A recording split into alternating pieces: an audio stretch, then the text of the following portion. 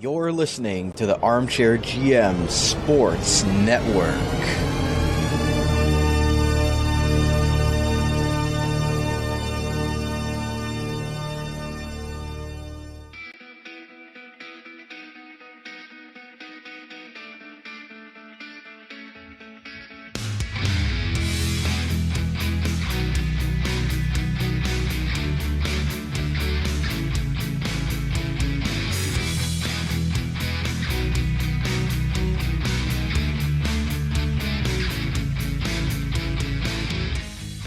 You're listening to the Full Count Major League Baseball podcast, your local source for trending Major League Baseball topics, season analysis, fun, objective discussions, and up-to-date coverage of the Toronto Blue Jays organization from right here in the Niagara region.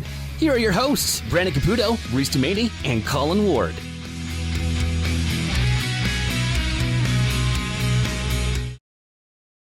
Hello, ladies and gentlemen. Welcome to another installment of the Full Count MLB podcast right here on the Armchair GM Sports Network, your July 20th, 2021 edition, your source of North American sports coverage by sports fans, for sports fans, delivered to you right here in the beautiful Niagara region. You can find us on social media for updates and giveaways by following the podcast on Twitter at Armchair GM Pod, as well as this show's podcast. Make sure to follow it at AGM Full Count Pod. As well, you can find us on Facebook and Instagram. You can listen to us on many platforms, including Spreaker.com, the free Spreaker app, as well as Spotify, Apple Podcasts, Google Podcasts, iHeartRadio, CastBox, and Deezer. Wherever you listen to your podcast, we are there for you guys. And as always, on YouTube.com, we are here in video form for you guys. So make sure you're hitting that like button, hitting subscribe, and hitting that bell icon for all updates regarding the show and whenever we post updates on anything that gets posted from the network. Lastly, our beautiful user-friendly website, armchairgmsports.com, for all things regarding the network, including articles, podcast episodes, sponsors, and contributors. Everything's on there for you guys. Please go and check that out. And as always, I'm one of your hosts of the Full Count MLB podcast. My name is Brandon Caputo. You can follow me on Twitter right underneath there at Caputs13_AGM with a Canadian Z as always. And I'm joined right there in the middle by, of course, the newest play-by-play man for the Brantford Red Sox and media relations. He is Reece Toomey. You can follow him on Twitter at Reece Toomey. Reece, how are those vocal cords doing? Oh man, I gotta start packing like 4 or 5 waters per game because like by the 5th inning, I'd be 2 waters deep already. I'd have to go to the washroom, which kind of sucks, but the voice starts to go once you have no water. So that's the biggest lesson I've learned so far. The next Vin Scully, as you'd like to say there, Reece. The next voice of the Brantford Red Sox, even though you're not a Vin Scully fan, which is the first person I've ever heard say that. So you're one in a million. But anyways, and on the far left there, he is the president of the Left-Handed Catchers Association and also color commentator for the Brantford Red Sox. So congratulations to him for that. He is Colin Ward. You can follow him on Twitter at ColinWard_14. Colin, what's looking better, your pitching mitt or your color commentating skills? Ooh, I learned how I can't say I've learned because it hasn't officially flattened the curve, you can say. But I'm learning to be quiet, not cut off my play-by-play guy. Let's just say that. Yeah. I've been a little bit better.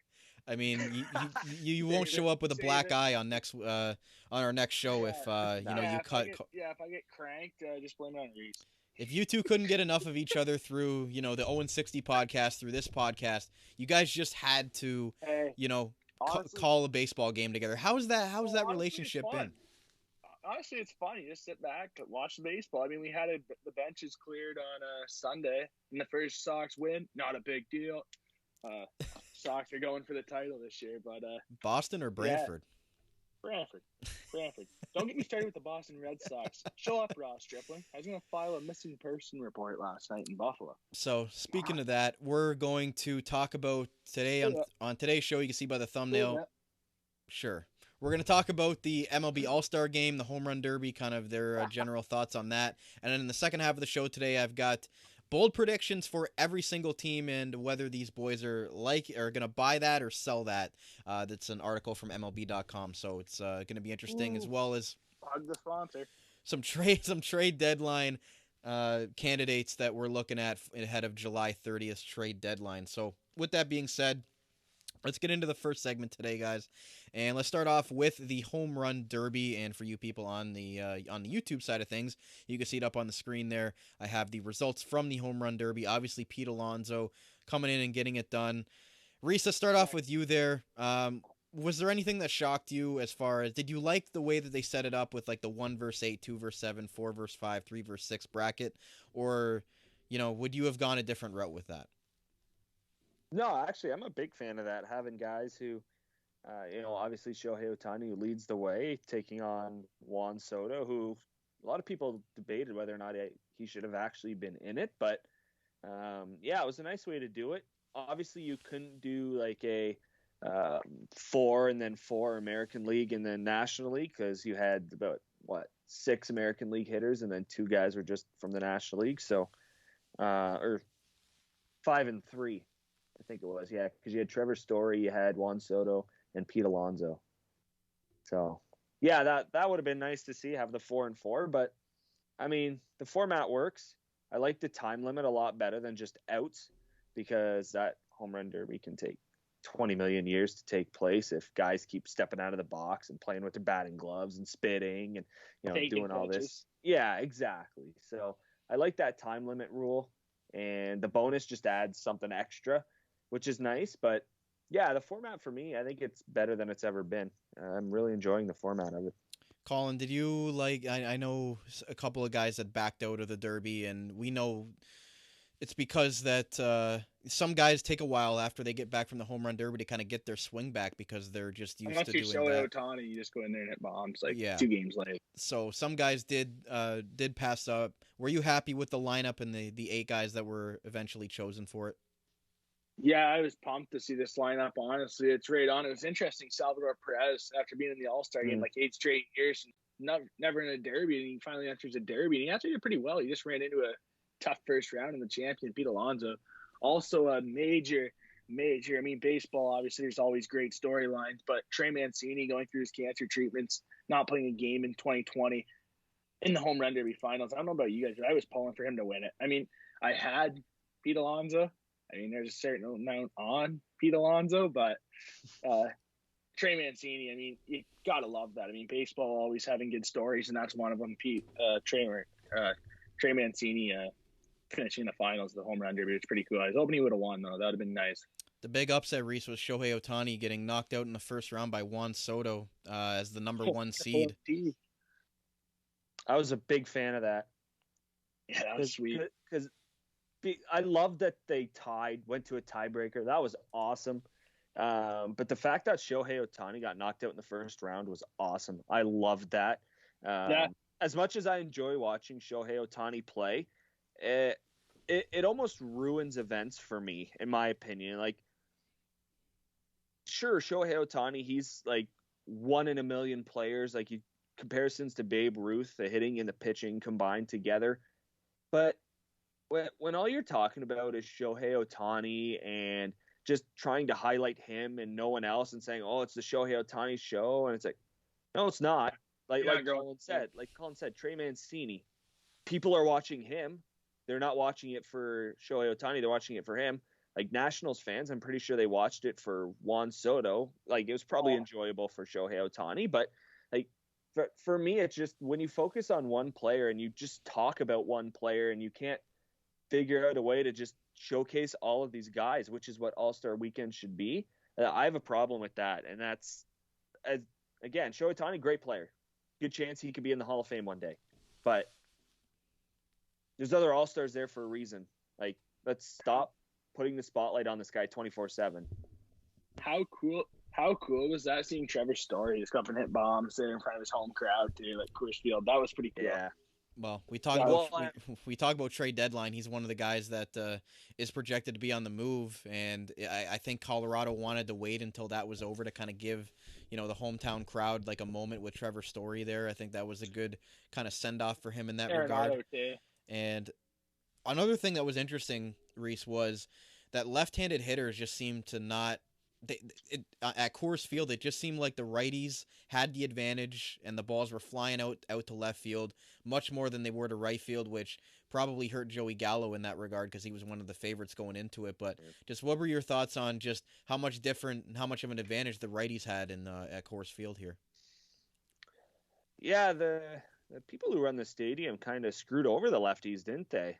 That fence out in left field, in right field kind of took away a lot of the opportunities for home runs. He actually had to clear a decent sized wall. So that's why I was a lot more interested in the right-handers. I knew it'd be easier to hit the ball farther to right field or left field. Geez, keep getting it mixed up, left and right. I should go back to grade 5. Yeah, it was like Trevor Story and Pete Alonso and just those were bombs. Like those, I was so intrigued to see if anyone could hit the scoreboard. That's what I was kind of rooting for in that sense. So, for lefties, it was real tough. You had to get the ball high, and a lot of guys did. And especially in BP, did you see Shohei Ohtani's bomb in BP? that was unreal. But absolute nukes. I love that it was at Coors Field. That was awesome. So, Colin, I mean, you being a Denver Broncos fan, you know about the altitude out there in Colorado. Do you think that played a factor into the balls out there at Coors Field? Well, it didn't. It didn't. I mean, you imagine standing up there in altitude trying to swing for 4 straight minutes with the timer going? That would be tough. I mean, you see it all the time at Broncos games. Being a Denver fan, you always see that all the time. Like, guys are gassed at the end of the first quarter. They got the oxygen mask on. So could you imagine being up there for 4 straight minutes? I mean, your average BP time, what is it? Reece, like 35, 45 seconds, like 8 pitches, you're out. Yeah. Like, that's like, it's insane. 4 minutes try, and then plus the bonus. So, like, I don't know. It's a little bit of both, right? I mean, yeah, it's nice at the beginning of a round to get the altitude behind the balls there. Gives a little bit of a lift. But you're also swinging. You're up there for 4 straight minutes working your craft. So that'd be pretty tough. I think it's hit and miss, right? It depends on the athlete. The interesting thing was the timeouts actually helped a lot of guys. There were a couple guys there that were struggling horribly before they took the timeout and kind of reset things, and just, they ended up doing a lot better after they called their timeout. So I think that was an interesting thing where guys were able to call timeouts as well. Well, you know what though? The camera angle I didn't think was very good this year. Because I think it was because they were allowed to throw the ball before it landed, so they had like 3 balls going on at once. That's I think the problem was. I mean, there's just too much going on. Like, one ball's landing. Oh, is that his second home run or his 5th? What is it? Like, it's hard to tell. Yeah. So I wish they would go back to that rule where if it gotta wait till it lands and then you can throw, because I don't really like that, because you lose track of the ball and you can't admire the distance, right? Like, it's cool when Stanton hit the ball in San Diego off the scoreboard. Like, that was cool. We got to see. You would have only saw like a split second of that if it was like that this year. So there's positives and negatives to that. The only negative was the camera. I wish they went back to the old thing where the ball has to land, but everything else was great. Or Chris Berman saying back, back, back, back. We didn't have that either. But that was a classic when Prince Fielder won in KC. Mm-hmm. That was a classic. That was awesome. So speaking of winners, Reece, Pete Alonso gets it done again, back-to-back, since there was not an All-Star game last year, so he won it in 2019. So back-to-back winners of the Home Run Derby. What do you think of that accomplishment, and do you think that he should continue up until somebody takes him off his crown there? Yeah, I think so. I think he should continue. I love that the champion gets invited back. That makes perfect sense to me. To be honest, in my opinion, he should have lost in round 1. If Salvador Perez has any sort of a decent first half of his first round before the timeout, then Pete Alonso loses, in my opinion. So, but yeah, I agree with him coming back each and every year. And I think if he thinks he can call himself the best slugger in the major leagues, then again, we're hitting BP here. Like, it's not like they're hitting 95 or 102 coming from Jacob deGrom. Meatballs. BP was 60,000. Yeah, and not that Pete Alonso has to face Jacob deGrom, thank God for him. But, yeah, he should be able to defend it. I love that. And I don't think he's going to turn it down, even though he makes more in one event than he does in 1 year, which is really funny too. But yeah, Bonuses. yeah, Colin, exactly. Colin, was there somebody that really impressed you from the Derby other than Pete Alonso winning it? Was there somebody that you thought did better than you had expected? Well, obviously, I like the Mancini. I thought Mancini did better than expected, to be honest. I didn't expect Mancini to be in the finals. But other than that situation that I loved about the Derby, that was my favorite part. Other than that, I would say that Salvador Perez. Salvador Perez put on a show that I didn't expect him to put on a show. Because remember, we were talking for the Derby, like texting and stuff, and I'm like, Perez might have that swing where it's short and quick, where he might be able to do good in the Derby. Because he's got that launch angle, So that was surprising. But like Reece said, he ran into a hot matchup in the first round. But other than that, Perez looked pretty good.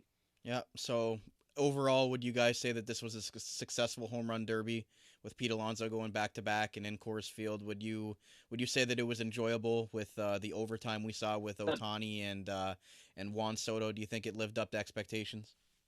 Well, the dream final, in my opinion, would have been Trevor Story versus Mancini. That'd have been the dream final. Be the hometown team player and Mancini going through what all he's been through, right, and being those two in the finals that'd be a great spectacle to see. You look back at Cincinnati when Todd Frazier won it on home field. Yeah. Like that was just it awesome. Was wild. Yeah, the crowd was going crazy and stuff. Like it's a 60,000 seat batting practice. I mean, it's crazy that it's wild to think that, but. Yeah, I mean, Story Mancini would have been a dream final for me, but congrats to Alonso. I mean, that's probably a bonus for him. Team, I wonder if the team gives him a bonus for winning the Derby, going All-Star Game participation. He wasn't in the game, but All-Star Game festivities participant. Maybe a bonus, get a $1 for that. I don't know. Well, yeah, teams get bonuses, right, for your All-Star game. Ohtani get like $125,000 and then just gave it all to the Angels staff. Yeah. That was pretty sweet to see. Yeah, that's cool they do that because, I mean, Ohtani's going to make bank. I mean, you know how much money he's going to get this year. I mean, that's nice to see them donate it to guys. I mean, the clubhouse guys are the guys that do all their work for them, really. I mean, can you imagine how much your trainers mean to you, how much people that wash your clothes mean to you, how much the kitchen staff that make your pregame meals and stuff? Like, no one ever talks about them, but those people are like the core of the team. Like, those are the ones doing all the hard work. Like, really, if you're a player, you show up and play. I mean, yeah, it's hard to be a baseball player, but, I mean, the people doing all the work behind the scenes are huge, right?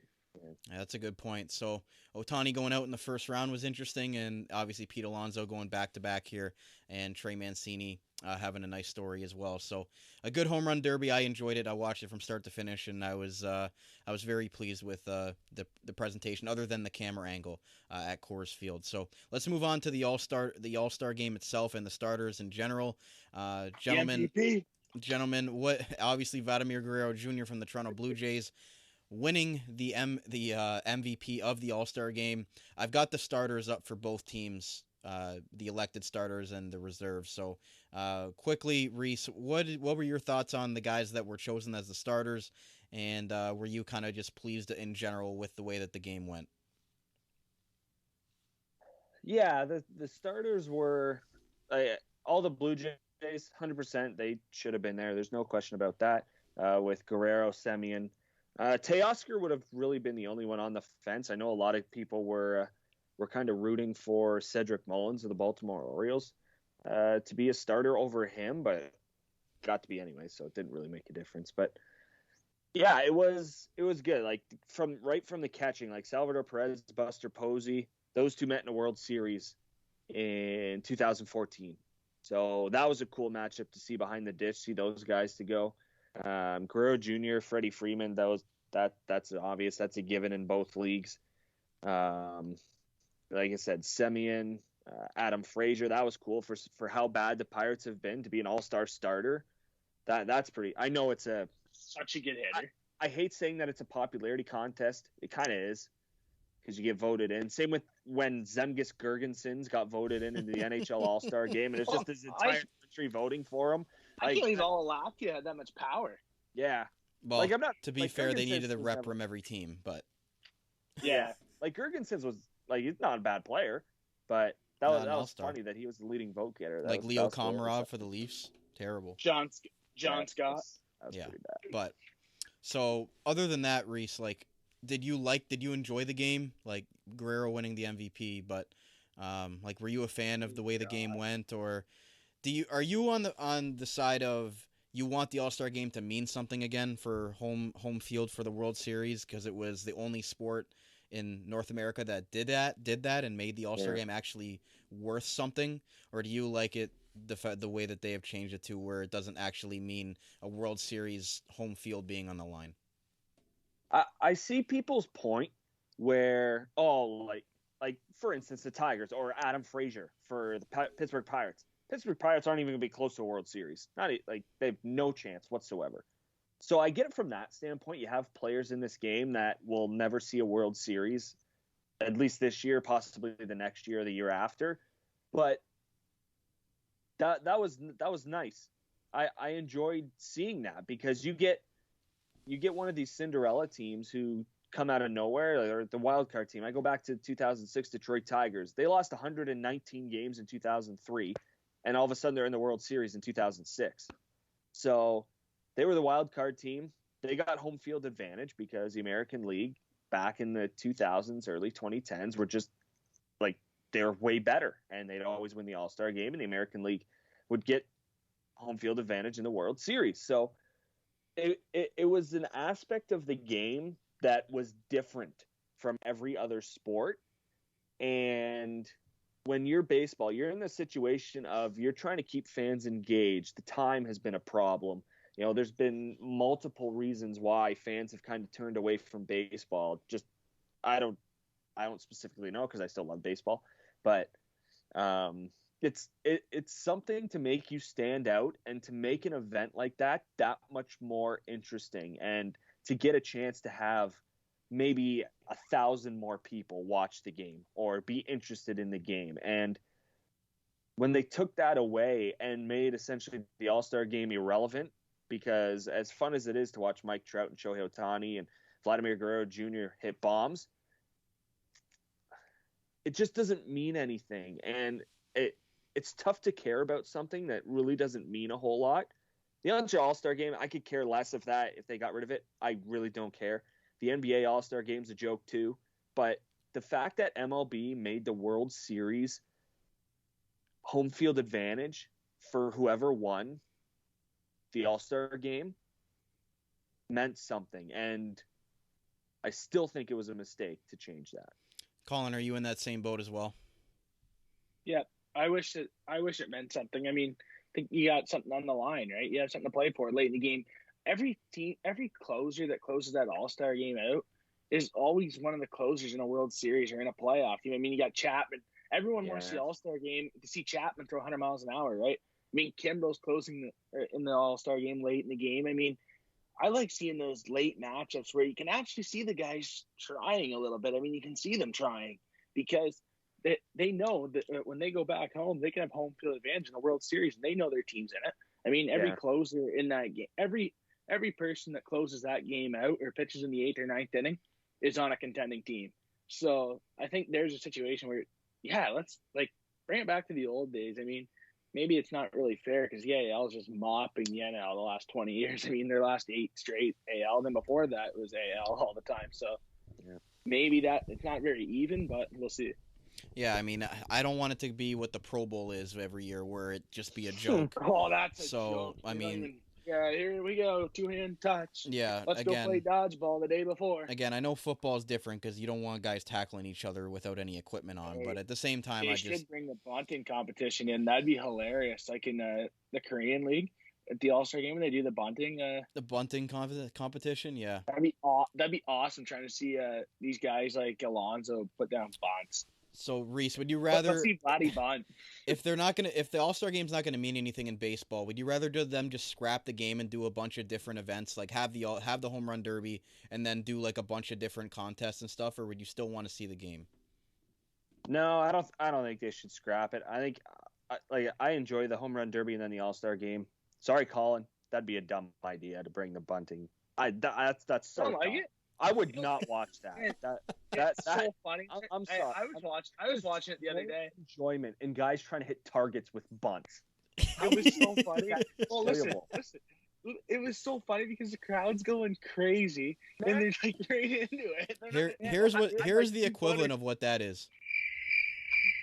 Literally.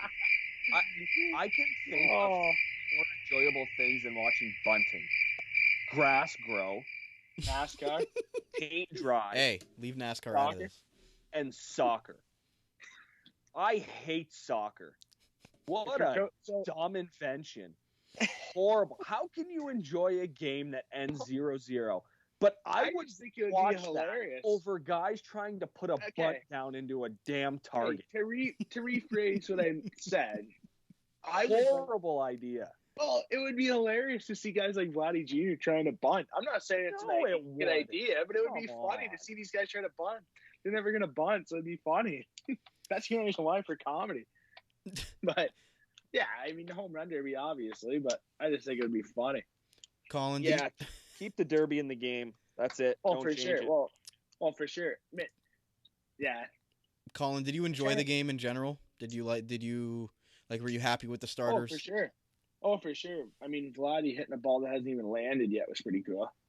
The third, that was pretty neat. But, I mean, it's always cool, right? The first Blue Jay to win All-Star Game MVP. That's pretty cool. So, but it was a good game. I just wish it meant something, you know? Yeah, I- for sure. I guess I'm one of those people that thinks consolation trophies are dumb. And so I just wish that What do you mean? The world is elementary school. Come on, man. if you're not Participation ribbons? Bobby, You you're don't not want one? ask Ricky Bobby. Before we take our break, there were two guys that played that were in their 8th All-Star appearance. Can you name those two guys? I got the one. Does Salvi. Mike Trout count? No. I got the one. Perez. Nope, that was his 7th. Ah, There were two guys that were in 8. Buster Posey had 7. yeah. Actually, well, Yadier Molina had 10, but I mean he's been in the league forever. But there are two guys that were in their 8th appearance. They're both pitchers. Can you guys name who those were? Oh, Scherzer. Yep. Is it NL or American League? Was Cole? No, Cole wasn't there. No. Cole would be like 5. Cole was there. Yeah, but he would only be like 5 appearances. 4 Yeah. for 5 or Garrett 6. Cole. 4? Yep. Way off. I've got it up on the screen right now for the YouTube viewers. Oh. He said Okay. Max Scherzer. It's an NL pitcher, Reese. See if you can get it. Oh, Kershaw? No, he wasn't there. I'm just I naming gotta remember who pitched. Yeah, same. So we got Scherzer. Kimbrel, was it? What did you say? Kimbrel? Yep, that's who it was. Craig Really? Kimbrell, 8 years? eighth All-Star appearance for Craig I Kimbrell. believe that. Yeah. I'm sold. I'm 23 going on like 33. Buddy, 23. Wow. Please, I wish I was 23 again. So, guys, that's going to wrap it up for the Hustle first segment stories? today. We're going to take a break because the old people here need a break. And we're going to come back and we're going to discuss the bold predictions for each team in the second half of the season. The guys are going to say if they're buying or selling this, and trade deadline kind of predictions of who's going to be on the move come July 30th. So stay right here. We'll be right back on the Full Count MLB podcast and right here on the Armchair GM Sports Network. Carmine's Pizzeria Italiano, serving traditional-style Italian pizzas made with the freshest, top-quality ingredients. Loaded subs and their famous chicken wings. Winners of the Reader's Choice Diamond Award 4 years running from Niagara this week for Best Pizza and Wings in Niagara Falls. Home of the best tray and wing combo in town for the price and quality. Open daily from 3 p.m. to 9 p.m. Located on the corner of Drummond Road and Dunn Street. Available for call-ahead pickup or delivery at 905-374-4400. Make sure to like them on Facebook and view their website for their menu at carmine'spizzeria.ca. Carmine's Pizzeria Italiano. Way too good. As we all adjust to this new world that we're living in today, masks are now mandatory, and Niagara's own Custom PPE is Canada's leading face mask provider. Visit them online at customppe.ca and choose between several mask options with different colors and sizes. Add your organization, company, or team logo so you make your face masks unique. Available to purchase online 24/7 at customppe.ca and shipped within 1 week.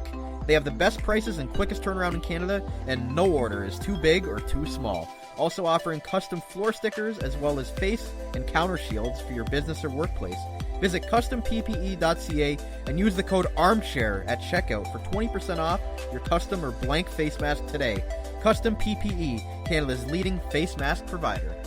Attention job seekers. If you are currently looking for work in the Niagara region, you owe it to yourself to check out the services provided by the Niagara Employment Help Center, located at 6100 Throatstone Road, Niagara Falls, directly across from the Camisos Plaza. Their free services include resume and cover letter writing, community resource and referral information, local labor market information, job search strategies, assistance with clarifying employment training and career goals, employment counseling and job search support, second career information and registration assistance, and all their services are currently provided by appointment only. So give them a call at 905-358-0021 or visit their website at ehc.on.ca, the Niagara Employment Help Center. This Employment Ontario program is funded by the Government of Ontario. You're listening to the Armchair GM Sports Network, the Niagara region's best local source for North American sports podcasting coverage. By sports fans, for sports fans.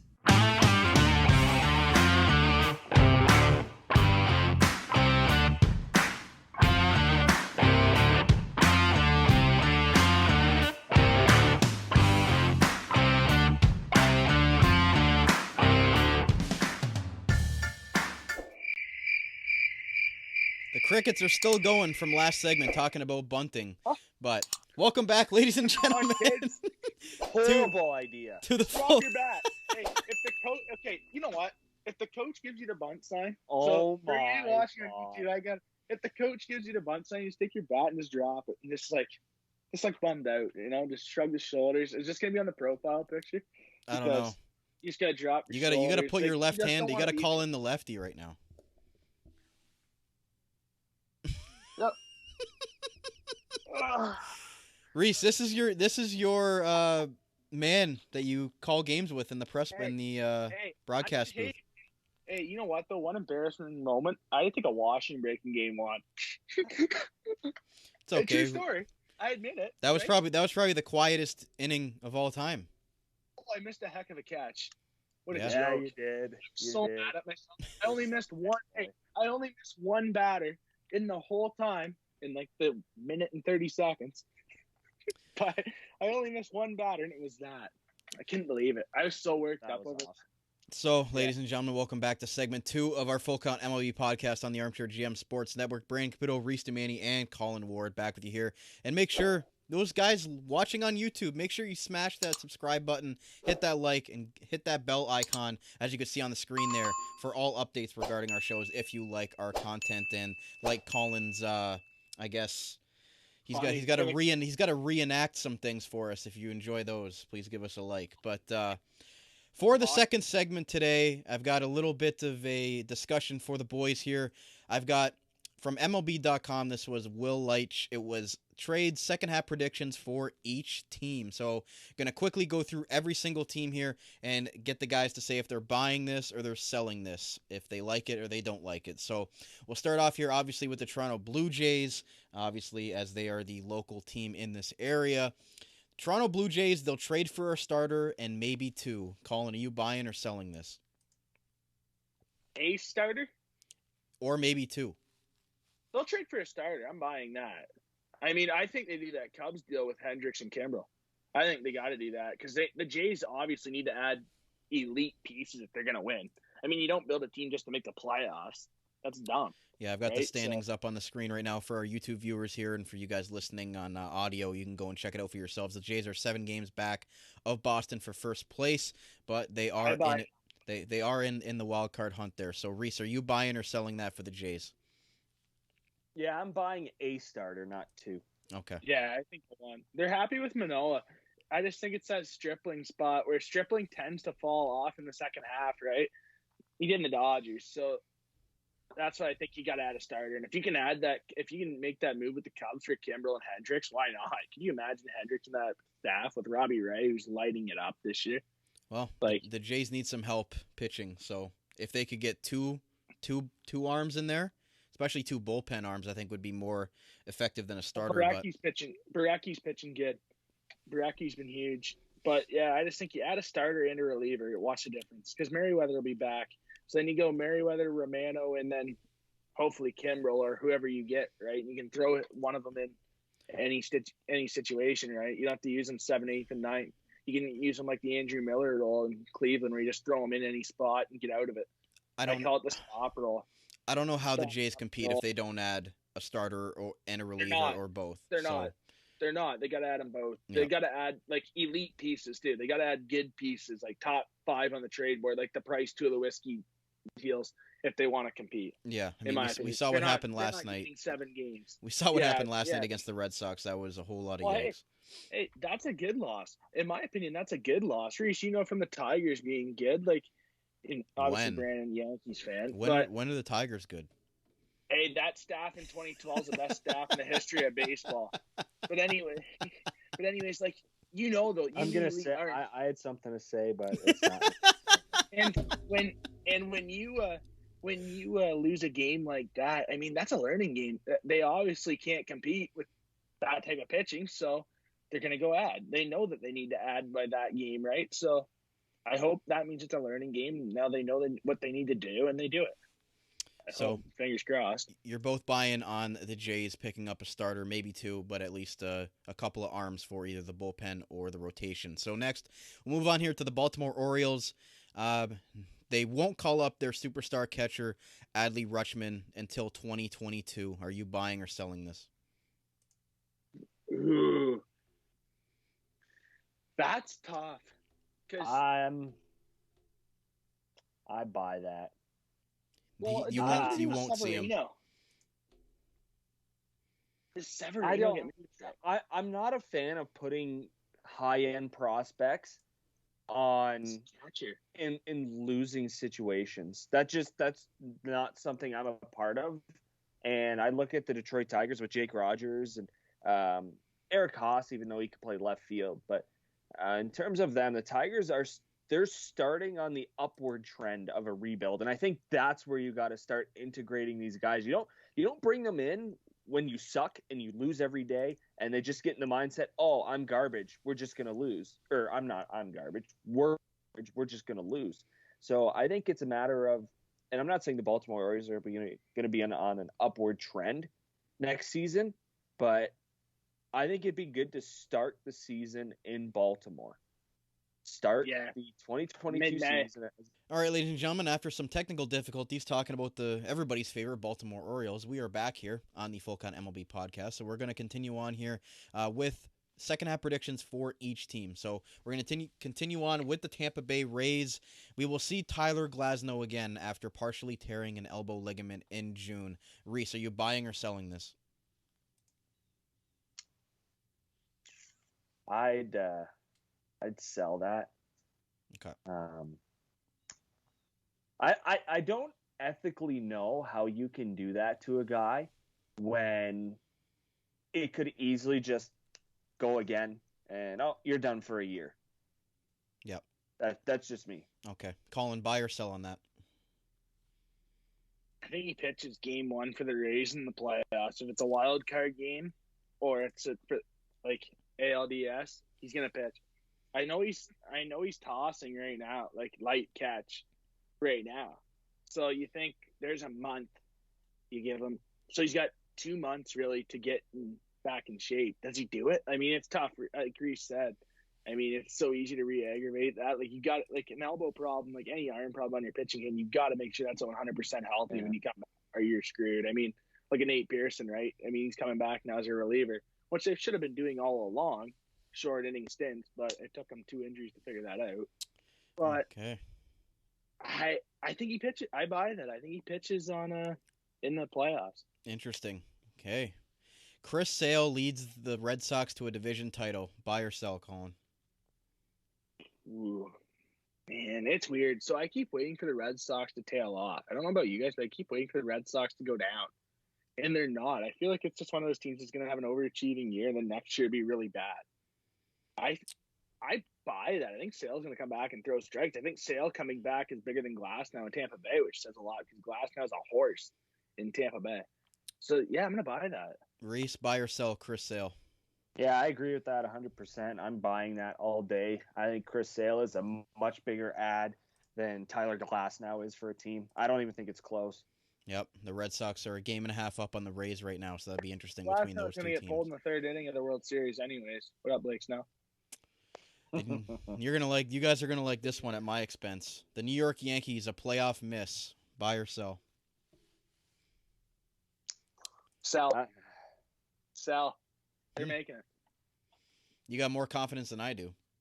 Well, they're going to go all in. The New York Yankees never sell at the deadline. Who are the Yankees going to sell right now? So if they're not going to get assets, the Yankees always do something at the deadline. They never not just sit still. So they're going to do something. I know Reece wants to buy this in his heart, but can he say it? So I predicted them to win the World Series. Yeah, I had Chicago. How's that working out for you or me? And I predicted them to play the Atlanta Braves. Yeah, both those teams look like a whole lot of yikes. Yeah, that will not happen.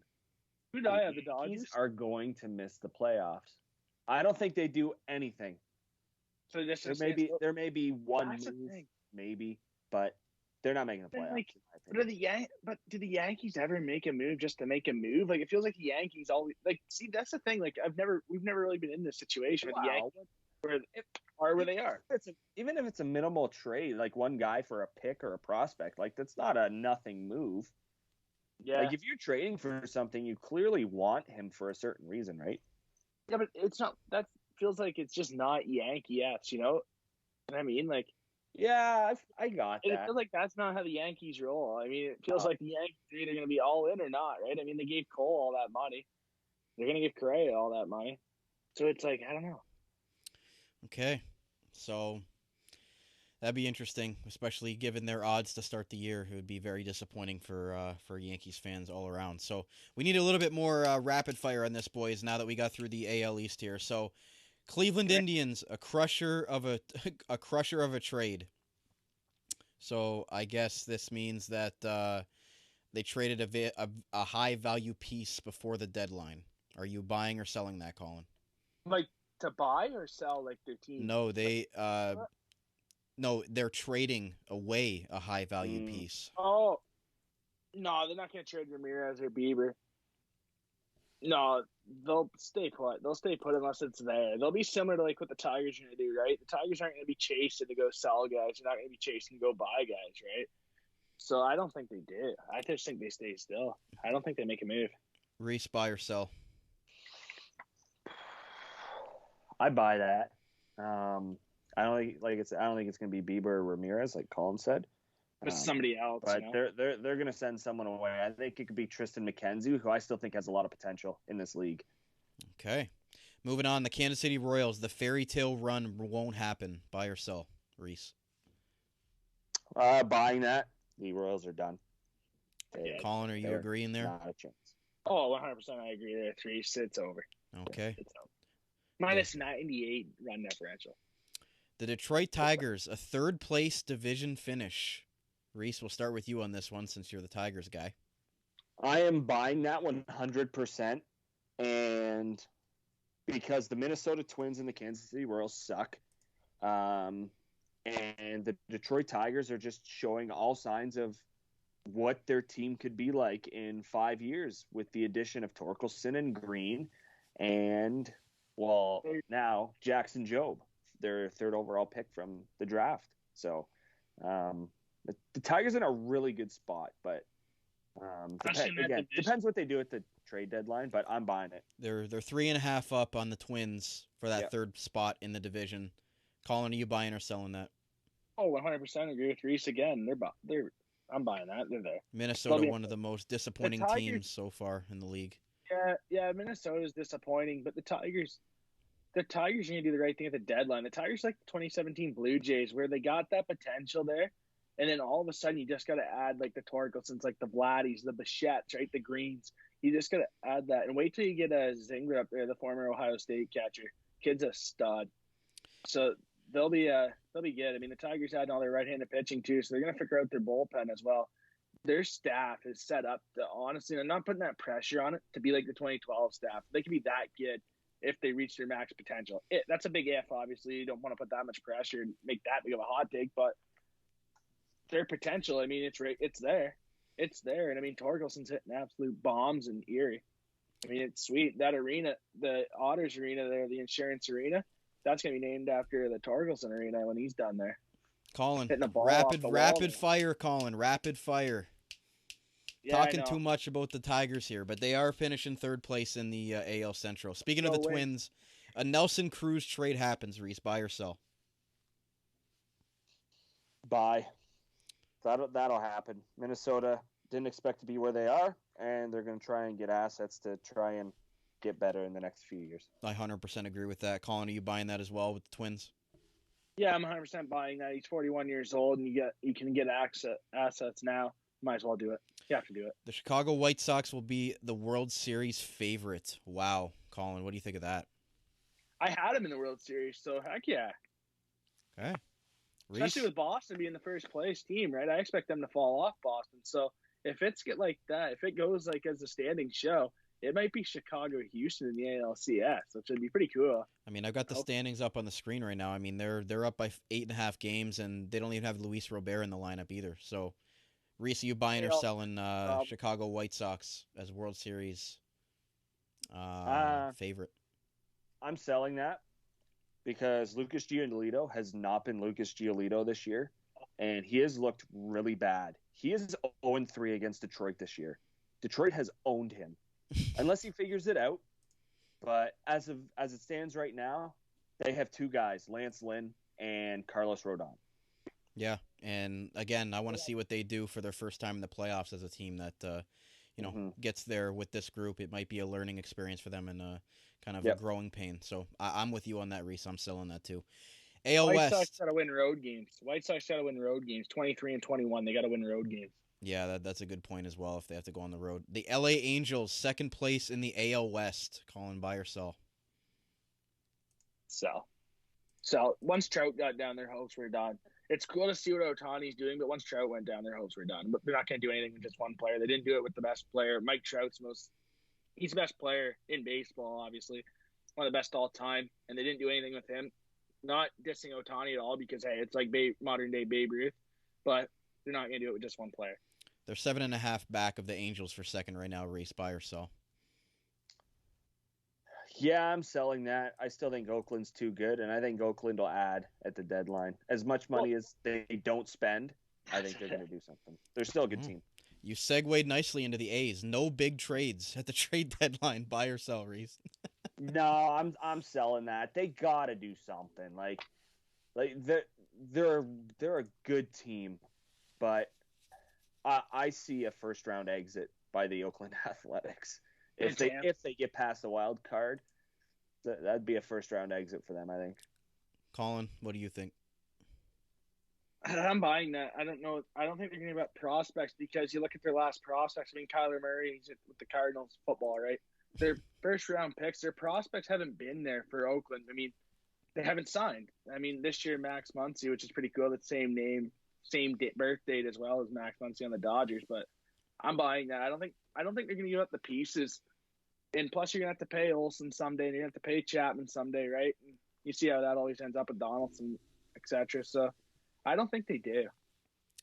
This one's funny for the Houston Astros with fans being back. Many, many postseason boos, Colin. Heck yeah, I'm buying that. I mean, it's you know what?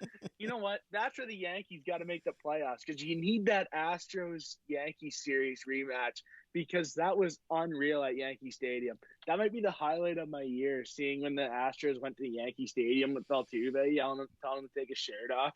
Let me see your tattoo and stuff. That was so funny. Reese, you buying that too? You want to see more boos for the Astros? I'm in the middle. I'm buy or sell. It really doesn't make a difference to me. I'm kind of over the whole situation. It would have been 2020. No one could go and boo them. That was the year to do it. Now we're like, okay, let's move on here. It happened. It sucks.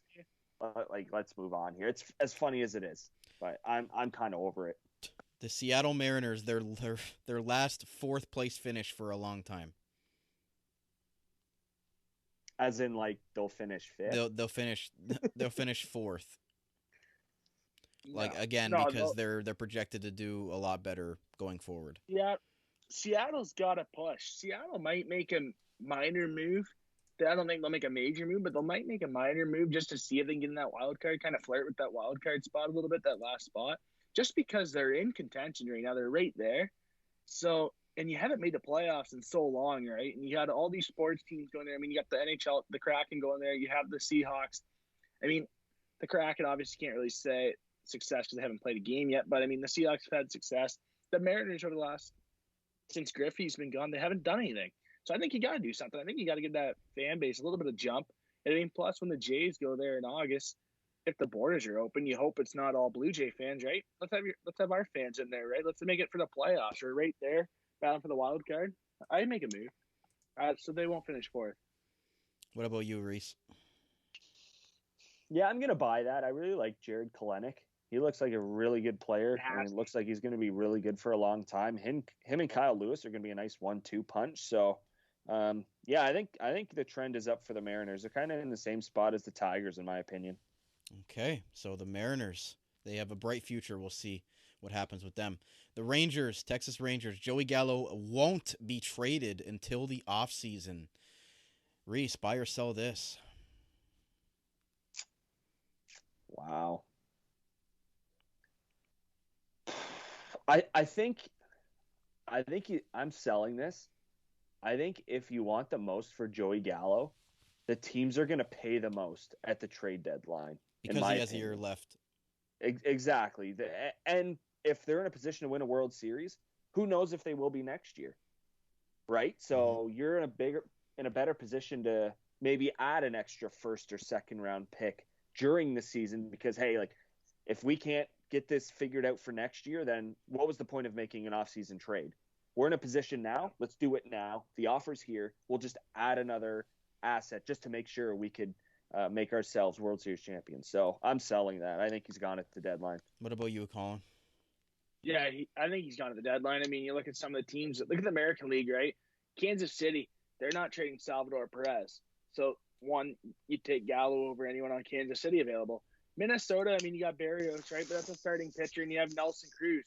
I think it comes down to Nelson Cruz or Joey Gallo. And unfortunately for Cruz, you're going to have to give the edge to Gallo, younger. I mean, You don't know what Cruz is going to be in October. I mean, he's 41 years old. So you look at the teams that are out of it in Baltimore as well. But you look at the teams that are out of it. Gallo's the best player available in the American League to sell. So I think he's gone if you look at it like that.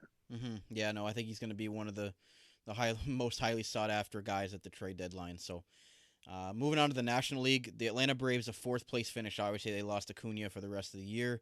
What do you think about the Braves being the fourth place team in the NL East? Reece, buy or sell? Now I'm going to sell that. I still think the Braves have a really good opportunity to make the wild card. I like that acquisition of Jock Peterson. Obviously, clearly you can't rely on Marcell Ozuna coming back. So I really like that move already, and I don't think they're done. Buy or sell, Colin?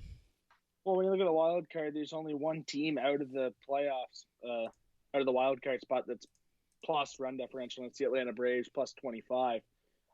The only problem is they're 8 games out, and they got to catch the Dodgers and Padres for that last wild card, with San Francisco being so good. I think they stay put. And I think they try to, obviously, like what Reece said, I think they try to flirt for that wild card spot, but I think San Diego and the Dodgers are just going to be too powerful. I don't think they get in, but they're going to make moves because, I mean, they already made that move for Peterson, and they're already kind of in there, so their hands are kind of tied. Alex Anthopoulos, where they're in there, they got to do it. So I think they make moves. The Miami Marlins, the run differential stat is going to go away. The Marlins much has been made about the Marlins having the second best run differential in the division, despite being in last place.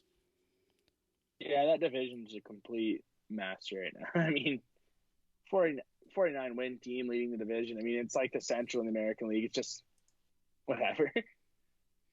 So it's really competitive. Like, I mean, 9 games separates first and last. So you can look at that way, but it's competitive. I just don't think there's going to be a lot of action. I don't think a contender's out of that division. Yeah. Okay. The Mets, maybe if Carrasco comes back and is good, but that's a big ask, right? Coming off of a surgery and hasn't pitched a game yet. That's a huge ask to ask Carrasco to come back and be legit, like what he was. Speaking of Mets, Jacob deGrom wins the MVP. Buy or sell? Ooh, Colin. Two different IL stints. I think I buy that. I mean, he's on pace to break the ERA record, right? So if he breaks that, yeah, he's a Cy Young Award winner. Yeah, I'm buying that. I don't agree with if you win the Cy Young, you can't win MVP. Well, if you win the Cy Young, you were clearly the MVP of your team. Exactly. So and if you break a record, makes no sense to me. And if you break a record, Exactly. And if you break a record like that, why not the MVP? Pitchers in big games are the most valuable players to the team. I mean, if the pitcher doesn't pitch good in the game, you get lit up. You lose. So it's basically put the team on your back, like that situation. After his stint at the Home Run Derby, Juan Soto is about to go on a tear. Buy or sell, Reese? I'm buying that. He's got the talent to do it. He's already homered since the Derby, and he went to left field with it. So yeah, I'm buying that. He's a really good player. He's got a lot of upside. Colin, what do you think? Yeah, 100% buy that. I mean, he's in the top 3 young guys. I mean, with Vladdy and Tatis, I mean, yeah, for sure. He can get hot anytime. The Philadelphia Phillies, another year falling short. The Phillies have just tried just about everything to build a playoff team since last reaching the postseason in 2011. What happens when they miss again? Buy or sell, Reese? Yeah, I'm buying that. When you refuse to go out and get a bullpen like David Dombrowski has, sorry, you don't deserve to win. He's been in that situation where he hasn't gotten a bullpen before, and you'd think he'd learn. Clearly, he hasn't. So, no, the Phillies are sorry, but enjoy the golf course somewhere warm. Are you in agreement with that one, Colin? Well, I think they're going to stay put. I think this year for the Phillies is kind of like a development year. I mean, you got Moniak coming up. You have Bohm coming up. It's hard, a third baseman and an outfielder, to learn their position right away like that and light it up right away in the majors. So, I don't know. And I mean, Alvarado's good. Archie Bradley's good. Yeah, obviously you need to add a couple more pieces to your bullpen.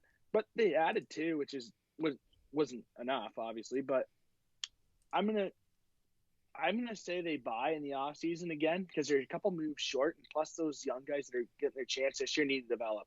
But if there's a McCutchen offer there that they can get a couple prospects for, you got to do it this year. So you sell at the deadline and try to build for next year. 2 more divisions. divisions. Take those 2 steps back. 2 more divisions left. We've got the Milwaukee Brewers. Christian Yelich never quite gets it going. Colin, you buying or selling that? I'll sell that because they're gonna win the division. I mean, they're gonna win the division, the Milwaukee Brewers. So I'll sell that because he's gonna get it going. If they're gonna win the World Series and if they're gonna be legit contenders, he's got to get it going. And it's the playoffs. The good players rise for big games, so he's gonna get it going. Reese, what do you think? I'll buy that, but I don't think it lasts very long. He just doesn't look comfortable to me. In my opinion, you see players who get on hot streaks, and yeah, it can happen at any moment, and I could be wrong, but he just doesn't look comfortable. I don't know what it is. Yeah, considering the Brewers are in first place in the NL Central, it's pretty crazy to think that, Yelich obviously not living up to the MVP candidacy that he had been in previous years, but St. Louis Cardinals, Dylan Carlson is their best hitter in the second half of the season. Colin, buy or sell? Ooh. Sell. Tyler O'Neill's on a roll there. Reese? Yeah, I'm selling that too. Okay. Still got Paul Goldschmidt and Nolan Arenado. Yeah, and Arenado's going to Those guys are pretty freaking good. Exactly. This is a good one. The Chicago Cubs, we obviously saw them already make trades, but everybody gets traded but Anthony Rizzo. Buy or sell, Reese? Yeah, I'd buy that because they're probably going to ask too much for Rizzo. Yeah. Colin? I can see that. I'm going to sell that because I think it's impossible to trade like 8 guys that are on the block from them. I mean, that's a lot of moves. Baez is going to be it's probably going to be a tougher ask than Rizzo, to be honest. I mean, Baez is their heart and soul, right? He's their fan favorite. So I think Baez and Rizzo. So other than Rizzo, I say Baez doesn't go. I think Bryant goes for sure, being a Boris client in the contract year. I think Kimbrel goes for sure. I think Hendricks is on there for sure if they get a good offer. I think a team like the Jays that has a prospect able to make those moves will make that move to do so if they think they can contend. So I think I sell that. For the Pirates, Hayes explodes for the second half of the season with what looks like a promising career ahead of him here for the next decade. Yeah, I buy that. Yeah, I mean, the Pirates don't have a lot to look forward to, but what do you think, Reece? He's exciting to watch. Pittsburgh's got a good future, though. They had a good draft. That's a good first pick, the catcher. Yeah. Okay. Cincinnati Reds. They're winning the division, Reese. Buy or sell for the Cincinnati Reds? Nah, I'm selling that. No, No, belief in I the don't Red- like Nick Castellanos anymore because he can't hit in a real ballpark. So sorry. Ooh, shade. So they're seven and a True. half. They're 7.5 back of the Brewers right now, Colin. That's Yeah, a lot of. That's a that's big a lot. ask right there. Miggy's gonna have 500 home runs, and I mean most of them are at Comerica Park. So Yep. You didn't have a Castellanos, problem. What's your don't excuse? suck. Nick? Get stronger. So, Colin, I assume you're selling that as well. Yeah, I'm selling that. I think Castellanos gets shipped to an American League East team. Which team, I don't know. But I think Castellanos is heading to some team in the AL East. He looks like an AL East hitter, right? I mean, he didn't like playing at Comerica Park, right? So you imagine playing in New York, Rogers Center, the Trop, or Fenway, or Camden Yards, you're going to get a lot of home run opportunities there. And I mean, you put him in the Jays order. I'm not saying he's going to the Jays, but let's say you put him in the Jays order with Vladdy, Teoscar, Springer, put him in Gurriel's spot. Look at that batting order, right? I mean, you put him with Vladdy, he's having a career year, Simeon, Bichette, Springer. I mean, he's going to hit home runs. I'm not saying it's going to happen, but if he wants to hit home runs, that's a heck of an order to. National League West, last division. The Arizona Diamondbacks, of how atrocious they've been. The second half will not be worse than the first half. Buy or sell, Colin? It's hard to get worse than that, isn't it? I think it's harder to get worse, but I mean, they've won 2 in a row out of the break, or 2 out of 3. So I think it's going to be better. It can't get worse. You can't lose 22 games in a row on the road, can you? Sitting at 28 and Twice? 66. Reese, what do you think? I think it's gonna be the exact same. Yeah, I was even tie. It's just gonna stay consistent. They're consistent at something this year. Yep. Consistent, win 1, lose 9. The LA Dodgers, speaking of a team going from one end of the spectrum to the other, they're going back to the World Series. Buy or sell, Reese? I don't want to say it. You don't want to say yes? Yeah. But That's a team I picked. I'd buy that. Colin? Oh, 100%. I picked them to go there. The only thing is with the Dodgers is, can they get the Trevor Bauer thing under control? Because if they lose Trevor Bauer, then you lose that extra ace in your rotation. That hurts. That hurts when you lose that extra pitcher like that. So that's what's going to come down to. If Bauer's available, like if he's back, look out. Then yeah, they're in a World Series. The San Francisco Giants, their first playoff appearance of the decade. Buy or sell, Reese? Yeah, oh yeah. I'm buying that. Even if it's just a wild card? Yeah, I mean, I think they might win the division. It's tough. It'll be between them and the Dodgers, but I could honestly see the Giants and Dodgers play each other in the ALCS. I could see that. Colin? Yeah.